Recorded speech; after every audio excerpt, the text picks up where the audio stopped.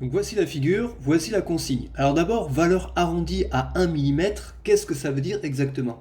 Ça ne veut pas dire qu'on vous demande de convertir les longueurs obtenues en millimètres, ça veut seulement dire qu'il faudra que vous arrondissiez en vous arrêtant au chiffre des millimètres. Donc c'est le cas, SL est environ égal à 2,8 cm, j'ai arrondi au millimètre puisque 8 est le chiffre des millimètres. Pareil pour LE. On remarque qu'on a deux triangles, OSL et OAE. On cherche la longueur de LS, donc la longueur d'un côté du triangle OLS, et on cherche la longueur LE. Alors attention, LE ce n'est pas la longueur d'un des côtés des deux triangles, mais LE, bien sûr, on pourra l'obtenir si on connaît OE, qui est une longueur de OAE. Donc deux conditions à écrire pour appliquer le théorème de Thalès. D'abord, les points OSA et OLE alignés et les deux droites parallèles. D'après le théorème de Thalès, OAE, le grand triangle, est un agrandissement de OSL. Alors, quel côté correspond à quel côté? Le petit côté OS devient, chez le grand triangle, OA, OL devient OE, et SL devient AE.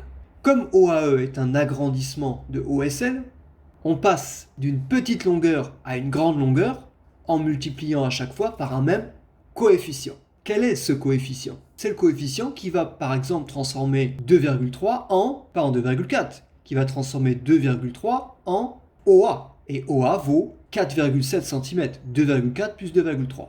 Pensez, quand vous additionnez ces deux longueurs pour obtenir OA, pensez à écrire cette justification-là. C'est parce que le point S appartient au segment OA qu'on peut ajouter les longueurs. Le rapport d'agrandissement, c'est le coefficient qui permet de passer de 2,3 à 4,7, comme je vous l'ai expliqué plusieurs fois. Le coefficient multiplicateur, c'est 4,7 sur 2,3.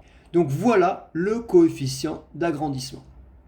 Alors ce n'est pas un nombre décimal, pas besoin de l'écrire sous forme de fraction, on va le laisser comme ça, puis on va utiliser la calculatrice. Ça veut donc dire que si je multiplie chaque longueur du petit triangle par ce coefficient, j'obtiens les longueurs du grand triangle. Et inversement, si je veux passer d'une longueur du grand triangle aux longueurs du petit triangle, il faudra que je divise par ce coefficient.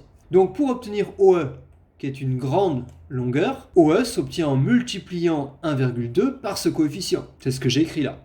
On obtient environ 2,45, etc. Donc si on arrondit au millimètre, et un 5 après le 4, on arrondit à 2,5. Donc si OE vaut 2,5, eh bien LE, ça vaudra 2,5 moins 1,2. Et pour le justifier, on écrit bien que L appartient au segment OE. SL, c'est une petite longueur. Donc on sait que SL fois ce coefficient donne 5,7. Donc pour passer de 5,7 à SL, il faudra diviser par 4 sur 2,3. Au passage, diviser par 4 sur 2,3 reviendrait à multiplier par 2,3 sur 4, l'inverse. On tape ça sur sa calculatrice, on obtient environ 2,8 cm. Je ne suis que géométrie.